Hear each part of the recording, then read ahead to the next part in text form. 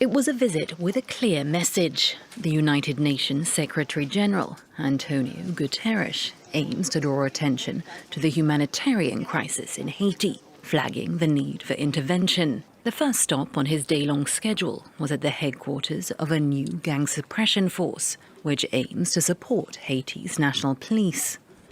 Gangs have been terrorizing Haiti and institutions have been weakened. But the biggest disgrace is indifference, the indifference of a world that has looked away. There is a direct connection between the absence of international community and the absence of security for the Haitian people. The creation of the force was approved by the UN Security Council last September. Jamaica, Chad, El Salvador and Guatemala have all supplied troops, but experts say it remains underfunded and understaffed. Gang violence is a devastating problem in Haiti, causing around 2,300 deaths and 1,100 injuries in the country since the beginning of this year alone. The ongoing security crisis means Haiti hasn't held elections since 2016. The issue has also caused mass displacement, leaving 1 in 10 people homeless. Guterres visited a former school that's serving as a shelter for more than 1,200 people to speak to some of those affected. As long as we live, we have hope. But for the moment, we can say that things are difficult. We ask the Secretary-General for one thing, relocation, to return to our neighborhood to live better, because here we have no means of living. The conditions are difficult. Guterres stressed that women and children bore the brunt of the suffering, saying that more than 20 women and girls are assaulted each day in Haiti, and that the number of children recruited by gangs is rising steeply.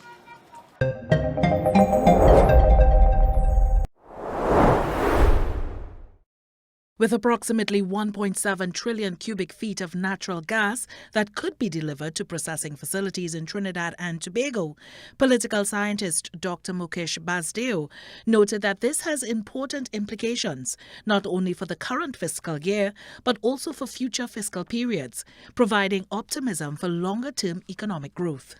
Now, that's a significant increased projection. So although the budget is treated with regard to the fiscal year, the projection for the 2026-27 fiscal period, and even going further than that, the 27-28 fiscal period, that these announcements in the budget does augur well for the economy. Speaking on how reduction in the fiscal deficit affects ordinary citizens, he highlighted the developments as encouraging. So we have to look at it in the context of what the international rating agencies have actually projected. Now, this is coming from the government has been in office for approximately 14 months. So these economic outlook and these figures that are presented augurs well for the economy. With 4 months left before the end of the 2025-2026 fiscal year, Dr. Basdeo said citizens will be looking on to see if the revenue figures are maintained for the projected period. But a lot of these information that is presented in the Parliament by the Minister of Finance has to be set against the backdrop of what was the promises that was made, because a significant portion of the supplementary appropriation will go towards meeting those promises that were made to what we call the various trade unions. Significant amount of it goes towards meeting those wage requirements. Day-to-day expenses such as utilities, the price of gasoline, transportation costs, and the cost of grocery items are some of what citizens will be looking closely at in the upcoming 2026-2027 fiscal, according to Dr. Basdeo. He noted that if government can keep these costs stable, the economic outlook for the next fiscal year will remain positive. Ayana Carter, TTT News.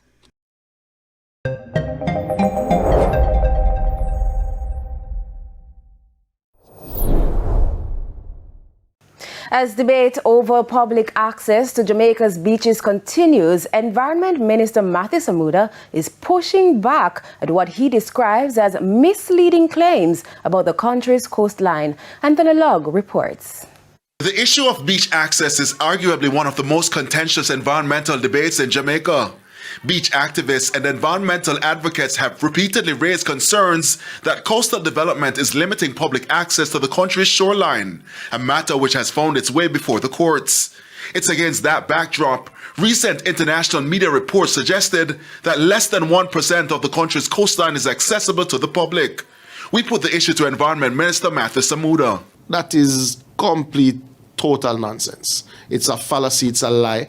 And those who repeat it locally do nothing but hurt the country. And then when it reaches to the international media now, we're forced to dedicate bandwidth that we should be using to solve other issues. The reality is 21% of Jamaica's coastline is designated public beach. 17% of the 21 total is free and there's unencumbered access to our coastline. While the minister sought to defend the government's record, activists have complained that their livelihoods have been significantly impacted by large developments, particularly all-inclusive hotels. They say their calls for intervention have fallen on deaf ears. But Minister Samuda maintains steps have been taken to ensure Jamaicans benefit. He argues, however, that a discussion could be had about the cost of access, but issued this caution. But the reality is, if we look at the management of our public beaches over the years, because we have been through several decades of economic malaise, we've not done particularly well with free public beaches. It is why, even with the 1956 Act and the amendment done by former Prime Minister Michael Manley, we went to a licensing regime because we simply didn't have the funds to maintain these public spaces with free access. So most of these beaches do have a nominal charge that goes into cleaning the bathrooms, that goes into security, that goes into lights for parking areas, that absorbs some of the costs that exist. Beyond the local debate, there are concerns about the impact of some of the information being circulated. Tourism remains one of Jamaica's most important economic drivers, and the country's beaches are among its recognizable assets. The government maintains several beaches have been identified for beach upgrades across 5 parishes. We are investing in beach access. Beach access is a buzzword term, or a popular term to mention, but beach access requires roads. It requires public infrastructure that can manage crowds, parking lot, security monitoring, lifeguard stations, bathrooms. It does require some commercial activity to be able to take place. All of that takes investment, and the government is investing at an unprecedented rate in creating genuine beach access. The debate over beach access is unlikely to end anytime soon because while activists continue to push for greater public access, the government insists its investments and policies demonstrate a commitment to ensuring Jamaicans can continue to enjoy the coastline while protecting the resources. Anthony Lugg, TVJ News. This is Battle of the Fittest! Are you ready? From June 28 to July 4 of 2026, it's the Battle of the Fittest 10 basketball tournament, live from the legendary L.B. Scott Sports Auditorium, featuring top teams from across the Caribbean: St. Kitts, Statia, Dominica, St. Martin, British Virgin Islands, Dominican Republic, Curacao, Aruba. $10,000 grand prize. This is where legends are made. The Battle of the Fittest 10 basketball tournament, June 28 to July 4, 2026. L.B. Scott Sports Auditorium. Only the strongest will survive. This is war!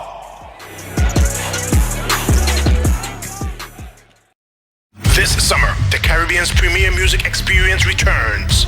Welcome to the 28th edition of the St. Kitts Music Festival, featuring the incredible Kilani, Fantasia, Beres Hammond, Luciano, Soca King Marshall Montano, Soca Sensation Voice, and Vaughn.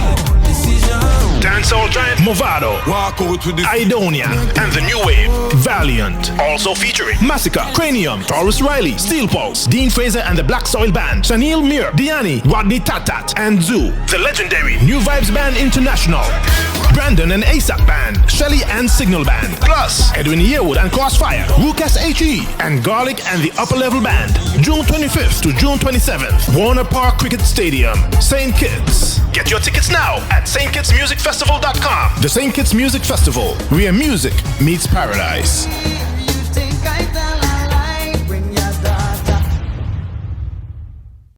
A new day begins. The sun rises over St. Martin, bringing new energy, new possibilities. This island was built on resilience, progress, and the strength of its people. Our connection is what moves us forward. It links our communities, our businesses, our families. From the heart of the island to the shores beyond, we've connected St. Martin. From every street to every home, this network was built for St. Martin by St. Martin hands. Connection isn't just about signals, it's about people. This is your island and your network recharged. Proudly local, we're here for today, tomorrow, and every milestone ahead.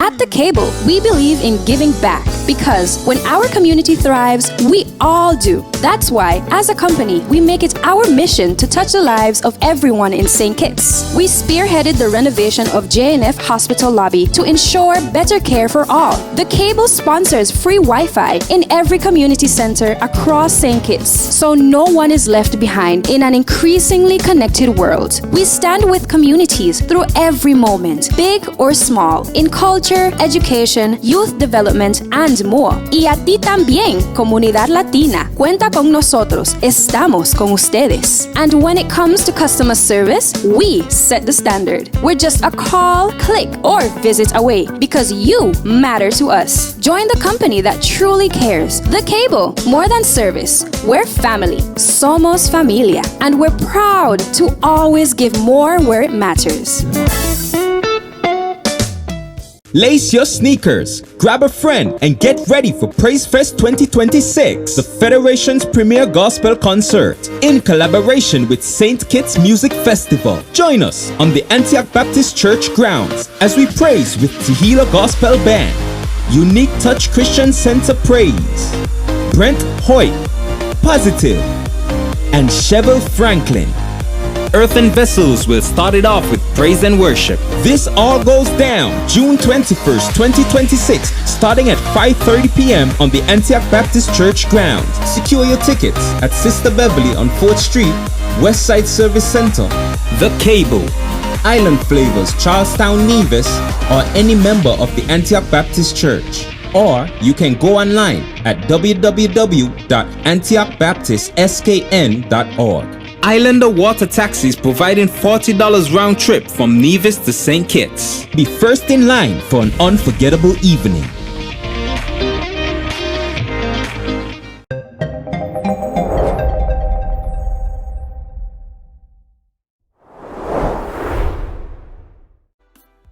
The partnership between the St. Lucia Tourism Authority and Arsenal Football Club is expected to transform sports tourism, strengthen St. Lucia's global visibility, and inspire the next generation of footballers. Under the agreement, a football academy is expected to be established on the island, creating a structured pathway for young athletes to develop their skills while gaining exposure to international opportunities. Stakeholders say the initiative represents a significant investment in the future of sports and youth development. The partnership includes dedicated content production featuring Arsenal's first team players, women's team players, club legends, influencers, and St. Lucian experiences, creating authentic destination storytelling that resonates with global audiences. St. Lucia will benefit from bespoke content campaigns. The CEO of the St. Lucia Tourism Authority, Louis Lewis, highlighted the benefits of the 5-year partnership and the role Arsenal's players and global influencers will play in promoting the destination. He thanked the Minister for Tourism for supporting what he described as a life-changing opportunity for both sports and tourism, an alliance he believes will significantly elevate St. Lucia's profile on the international stage. Lewis also encouraged young athletes to take advantage of the opportunities expected to emerge from the partnership. One of these individuals from our under-20 setup, from our semi-professional setup, from our youth academy setup, be a member of not just Arsenal, be a member of St. Lucia, be St. Lucia senior team, Arsenal Football Club, and become a world-renowned football player. And this is possible right now, right here in St. Lucia. Minister for Youth Development and Sports Kenson Kazume reflected on the growth of sporting opportunities on the island and reaffirmed the government's commitment to creating avenues that empower young people and increase participation in sports. He also praised St. Lucia's sporting ambassadors, who continue to excel on the international stage, noting that their success generates increased interest in the island among niche tourism markets. Kazume said he looks forward to welcoming Arsenal representatives to St. Lucia, where they can inspire and mentor the country's emerging football talent. A coach approached me to go to the school in Jamaica, and I took that opportunity and ran fast with it, no pun intended, but I took it and I ran away with that opportunity because it comes and it goes, and our career is just so short-lived, and I would say that that was the moment that, just changed me and made me a better athlete. The discipline, the hard work, the sacrifices I learned at a young age. To be training at Lord's cricket ground, a place that so many cricketers dream of playing, but never get to play. And here I was, an 18-year-old kid, just having all these facilities accessible to me. And it is so fitting that today I'm here, and the government of St. Lucia, through the tourist bodies, is creating that opportunity. St. Lucia's celebrated sporting ambassadors, Julian Alfred and Darren Sami, reflected on their own journeys and the opportunities that helped shape their careers. Both expressed optimism that the partnership will deliver significant benefits not only for sports, but also for tourism and other sectors of the economy. The St. Lucia Football Association also endorsed the initiative, noting that it aligns with the organization's long-term development goals. The partnership between Arsenal Football Club and the St. Lucia Tourism Authority was officially announced on June 16th at the Royalton St. Lucia Resort, marking the beginning of what stakeholders hope will be a new era for football and sports tourism on the island. For the DBS News World, Manasseh Stanislas reporting.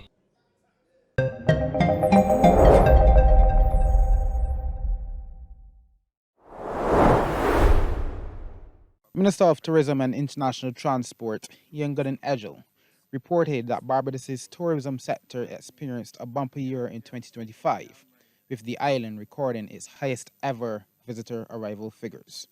The minister praised the continued success and growth of the tourism industry, highlighting the steady increase in the number of visitors choosing Barbados as a destination.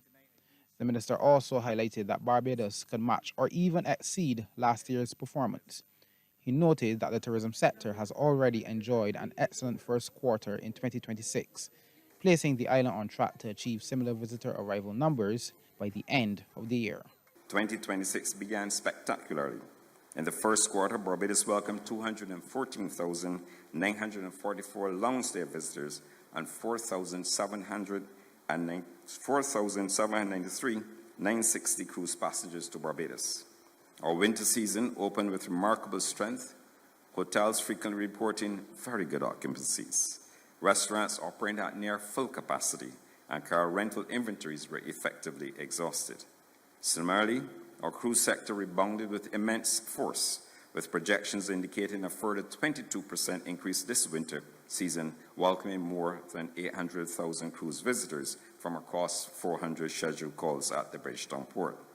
Mr. Edgell also revealed that there was a significant shift in the tourism market during 2025, with the United States emerging as Barbados' leading source market for visitor arrivals. In addition, he reported an increase in visitors from the CARICOM countries, indicating stronger intra-regional travel and growing interest in Barbados among Caribbean nationals. We saw dynamic shifts in our tourism landscape, with the United States market expanded by over 8% to become our primary source market, while our regional CARICOM members turned out increased numbers surpassing 98,000 visitors. This cross-industry triumph proves beyond a shadow of a doubt that the demand for Barbadian experiences has never been stronger. The minister also revealed that plans are already in place to continue discussions aimed at expanding airlift to the island through additional airline partnerships and increased flight services. Last week, I met with JetBlue in New York during the Caribbean Tourism Organization Caribbean Week, and JetBlue will commence their double daily flights during the summer. We are also having continued discussions with JetBlue. I also intend to travel to Europe to meet with key European air carriers with the intention of reclaiming the ground that we lost many, many years ago, perhaps before I joined this business. The minister also thanked organizations such as the BTMI and BHTA, who all combined to make the success of last year a reality. Akeem Plinkett, CBC News.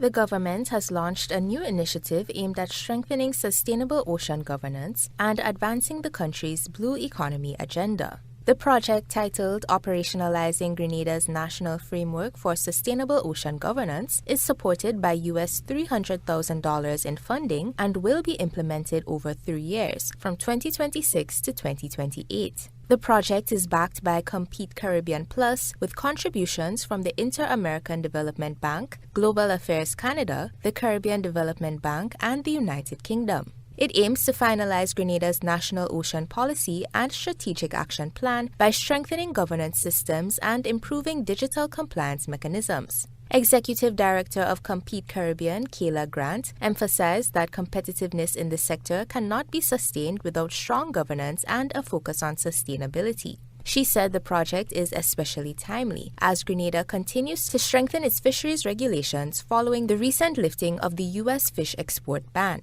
Very much pleased from the Compete Caribbean team that Grenada has regained access to the U.S. market for fish products, and the lesson here for us is very much clear. Market access must be maintained through systems, and so this project is designed to help continue building those systems that the government has established. With fish exports in 2023 accounting for approximately 40% of the total value of fish production and fresh tuna exports representing about 18% of Grenada's total export earnings, fisheries remain a pillar of the country's economy. At the launch event on Monday, Minister for the Blue Economy and Marine Affairs, Honorable Lennox Andrews, said the project supports the government's efforts to expand the blue economy sustainably. Our objective is not simply to protect marine resources. Our objective is to ensure that marine resources contribute sustainably to economic growth, job creation, food security, community development, and national resilience. Activities under the project will include public consultations, policy development, and training programs for public officers and community stakeholders. By strengthening engagement with fishing communities and private sector partners, officials say the initiative will ensure that ocean governance decisions reflect the needs of those who depend on marine resources for their livelihoods. Deidre Seeley, GBN News.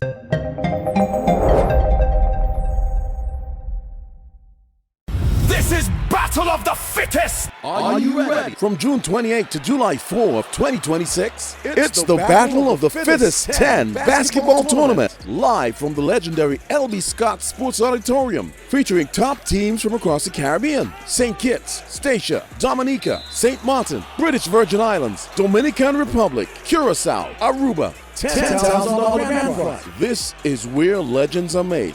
The Battle of the Fittest 10 basketball tournament, June 28 to July 4, 2026. LB Scott Sports Auditorium. Only the strongest will survive. This is war!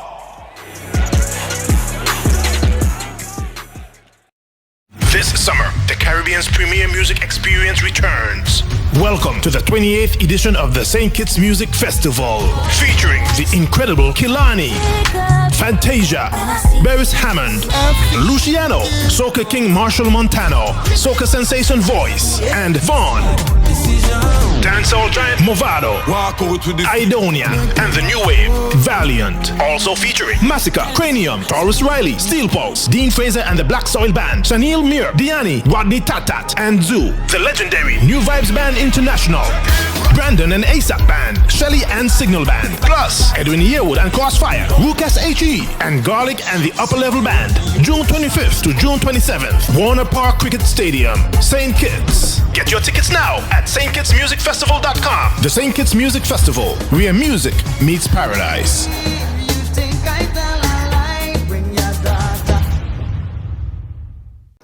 A new day begins. The sun rises over St. Martin, bringing new energy, new possibilities. This island was built on resilience, progress, and the strength of its people.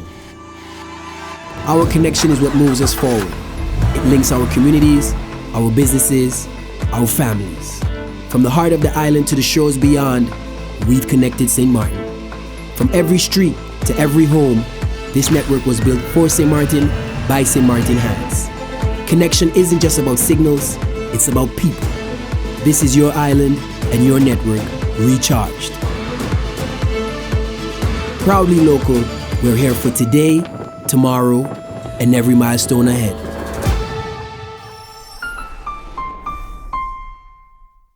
At The Cable, we believe in giving back because when our community thrives, we all do. That's why, as a company, we make it our mission to touch the lives of everyone in St. Kitts. We spearheaded the renovation of JNF Hospital lobby to ensure better care for all. The Cable sponsors free Wi-Fi in every community center across St. Kitts, so no one is left behind in an increasingly connected world. We stand with communities through every moment, big or small, in culture, education, youth development, and more. Y a ti también, comunidad latina. Cuenta con nosotros. Estamos con ustedes. And when it comes to customer service, we set the standard. We're just a call, click, or visit away because you matter to us. Join the company that truly cares. The Cable, more than service. We're family. Somos familia. And we're proud to always give more where it matters. Lace your sneakers, grab a friend, and get ready for Praise Fest 2026, the Federation's premier gospel concert, in collaboration with St. Kitts Music Festival. Join us on the Antioch Baptist Church grounds as we praise with Tehillah Gospel Band, Unique Touch Christian Center Praise, Brent Hoyt, Positive, and Chevel Franklin. Earthen Vessels will start it off with praise and worship. This all goes down June 21st, 2026, starting at 5:30 p.m. on the Antioch Baptist Church grounds. Secure your tickets at Sister Beverly on 4th Street, Westside Service Center. The Cable, Island Flavors, Charlestown Nevis, or any member of the Antioch Baptist Church. Or you can go online at www.antiochbaptistskn.org. Islander Water Taxis providing $40 round trip from Nevis to St. Kitts. Be first in line for an unforgettable evening.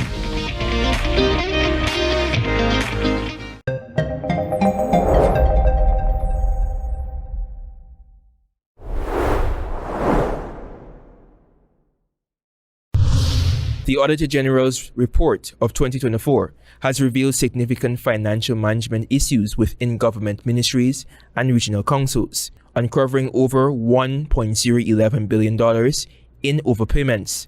The report identified overpayments linked to 86 contracts totaling $902 million across 37 contracts in ministries and departments, and $109 million across 49 contracts on the regional councils.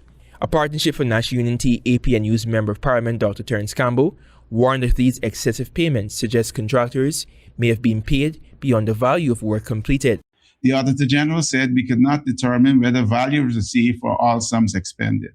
This is another sign of weak financial controls, significant delays in clearing advances, and inability to verify whether public money achieved its intended purpose. He described the situation as quote-unquote a barefaced corruption and pointed out serious accountability failures, creating fertile ground for fraud or misuse. Financial irregularities and waste lead to corruption. Corruption is among the most destructive failures of a government. The report also noted weak financial controls, delayed clearing of advances, poor contract supervision, and possible procurement fraud and collusion. The AG's office pointed to missing supporting documents preventing auditors from verifying 120 vouchers worth $877 million, including nearly $700 million for the Ministry of Human Services and Social Security. Additional undocumented expenditures were reported in Region 3, totaled at $127.8 million, and in Region 10, $56.3 million. According to Dr. Campbell, the Auditor General's report serves as a critical wake-up call about the urgent need for stronger financial governance. He contended that without decisive action to tighten controls and ensure transparency, the risk of corruption and financial mismanagement will continue to undermine public resources and effective government service delivery. Antonio Day reporting for the HGP Nightly News.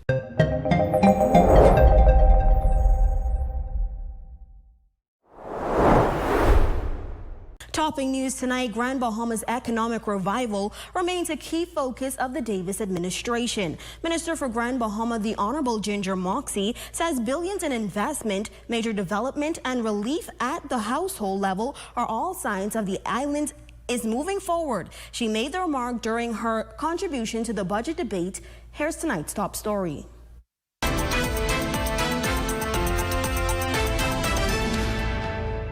More than $3.5 billion in investments, increased visitor traffic, and businesses on the upswing. Those are just some of the signs of progress highlighted by Minister for Grand Bahama, the Honorable Ginger Moxie, who says the Davis administration has helped to reposition the island's once struggling economy. MSC Cruise Port development is moving. That's the $450 million MSC Cruise Port development. The $348 million Royal Caribbean Cruise Line development at Zana to Beach is advancing. Grandmama Cultural Experience at the Grandmama Art and Crafts Center is moving toward launch. The Grandmama Icon sign is now a must-see stop, and work on the Fishing Hole Cultural Village will soon begin. She says while the work is far from complete, these projects demonstrate that tangible progress is being made, even when it is not immediately visible. But beyond major developments, she says residents are now beginning to feel relief in a more direct way, following the government's acquisition of the remaining shares in the Grand Bahama Power Company. Across Grand Bahama, residents are sharing what lower bills mean for their households. This is not theory. This is relief people can feel. The objective is clear: lower cost, better reliability, stronger accountability, and an energy framework that supports families, small businesses, investors, and the future growth of Grand Bahama. And while tensions between the Grand Bahama Port Authority and the Davis administration have been the subject of public debate, Moxie insists collaboration is taking place behind the scenes as she responded to concerns that the government should work more closely with the Port Authority. We are already engaged. I've already held my first meeting with the Grand Bahama Port Authority in this new term to continue aggressively moving our projects forward for Grand Bahama. That is what collaboration looks like. And as Grand Bahama's development pipeline continues to grow, Minister Moxie says the next phase of progress must be driven not only by investment but partnership. She says the government is calling on major stakeholders to help ensure the benefits of economic growth are felt throughout the community. For the Bahamas Tonight, the Northern Edition, I'm Raven Davis.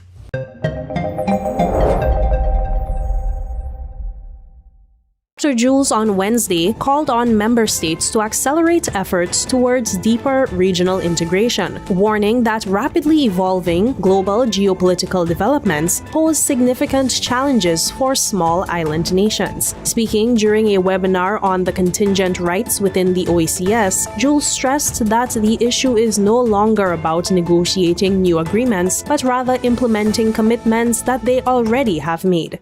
The global geopolitical landscape is shifting in ways that are profoundly consequential for small states. Supply chains are being disrupted. Trade relationships are being reconfigured. The global consensus on multilateralism that once provided a degree of predictability for nations like ours is fraying. Climate change is no longer a future threat. It is a present reality that is displacing communities and reshaping economies all across our region. In this environment, deeper regional integration is not a luxury or an aspiration. It is a survival imperative. Our individual economies are too small, our resource bases are too limited, and our exposure to external shocks too great for us to navigate what is coming as isolated nation states. Dr. Jules cautioned that the global geopolitical landscape is undergoing significant challenges that are likely to have profound implications for small states. Because of this, he says OECS nationals should be able to move throughout the countries without challenges. 16 years ago, we established the Eastern Caribbean Economic Union through the revised Treaty of Bastille. It was a landmark achievement. The legal and institutional architecture we built represents one of the most advanced frameworks for regional integration in the Caribbean, indeed in the developing world. But I want to be direct with you. Legal frameworks do not move people. Treaties do not open borders. Model bills do not protect families. People do. Officers do. Institutions do.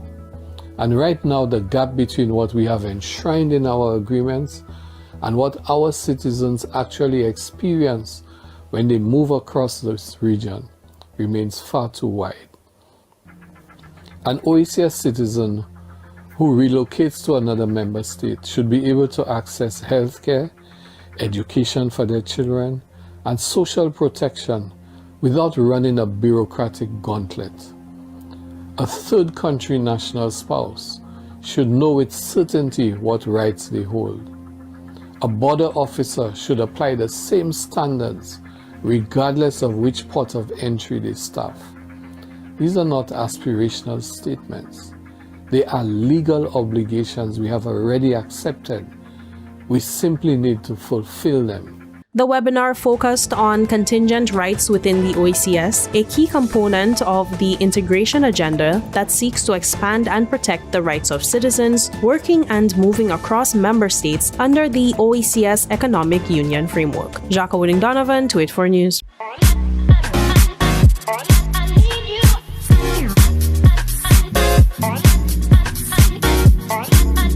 The St. Kitts and Nevis Tennis Association is currently hosting a coaching certification course under the auspices of the International Tennis Federation, the ITF. The program is being led by ITF Development Officer for the English-speaking Caribbean, Evan Heiliger, and is designed to strengthen the coaching capacity within the Federation. President of the St. Kitts and Nevis Tennis Association, Watkins Shiverton, highlighted the importance of the initiative and its potential impact on the development of the sport in the Federation. Each coach is a certified coach, so therefore they have both the practical aspect, where they're able to hone their technical skills, their tactical skills that they're teaching to the kids, as well as the theoretical aspect, where they're able to be more educated in the rules of the game, as well as strategic and development training.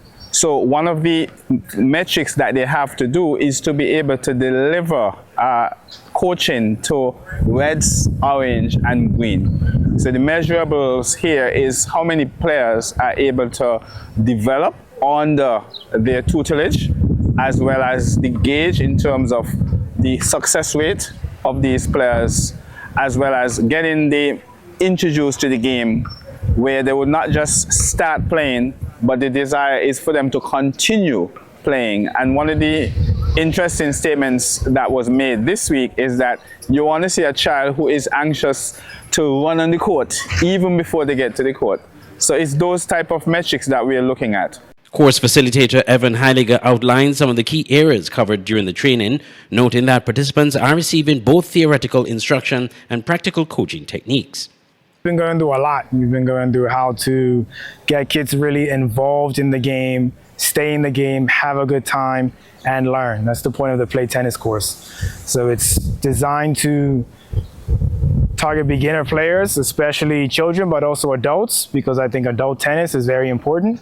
The coaches should be able to, by the end of the course, have kids come in, become good tennis players, learn a lot, but have a great time at the same time and not realize that they're learning so much because they're having so much fun and want to come back onto the court every day to play again. One of the participants, Khalil Burrows, expressed confidence that the knowledge and skills gained through the course will benefit aspiring tennis players and contribute to the growth of the sport locally. Each coach is a certified coach, so therefore they have both the practical aspect, where they're able to hone their technical skills, their tactical skills that they're teaching to the kids, as well as the theoretical aspect, where they're able to be more educated in the rules of the game, as well as strategic and, development training. So one of the metrics that they have to do is... President Shiverton explained that the program consists of 32 instructional hours, with participants completing 8 hours of training each day. The course concludes later this week with a practical examination to assess the coach's newly acquired skills. I'm Andre Huey reporting for TVC Channel 40 Sports.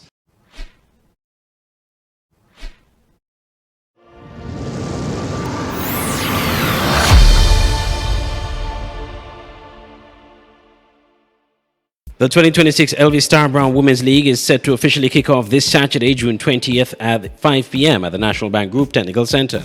In the lead-up to the new season, we begin our series profiling each of the league's 6 competing teams, starting with Honda Newtown United. One of the most successful clubs in the history of women's football in St. Kitts and Nevis, Newtown has captured multiple league titles and established itself as a perennial contender. The club last lifted the championship trophy in 2024 and will be aiming to reclaim the crown this season. National senior women's team player Christy Ann Mills, one of Newtown's experienced leaders, expressed confidence that the club can return to the top this year. That we want it back, so we're just working towards that, helping each other out, going day by day and hoping to take it game by game as well. A lot of excitement, of course, you know, we're all getting prepared and getting ready, just having fun with it.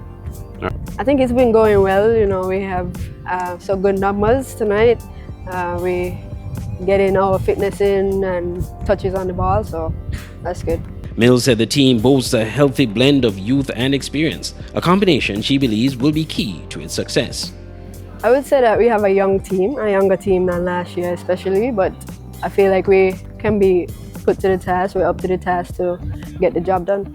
Some of them, they have some exposure already and they've been playing with us for a while, so I feel like they can put that work in and help us to get that championship. Right. She also took the opportunity to share a message with the club's supporters ahead of the new campaign. Come out and support us. You know, we have a legacy for winning, so come out and help us to continue that. Honda Newtown United will begin its 2026 league campaign on Sunday, June 21, when it takes on President's Cup champions MFCR Old Road United Lady Jets in a 6 p.m. showdown.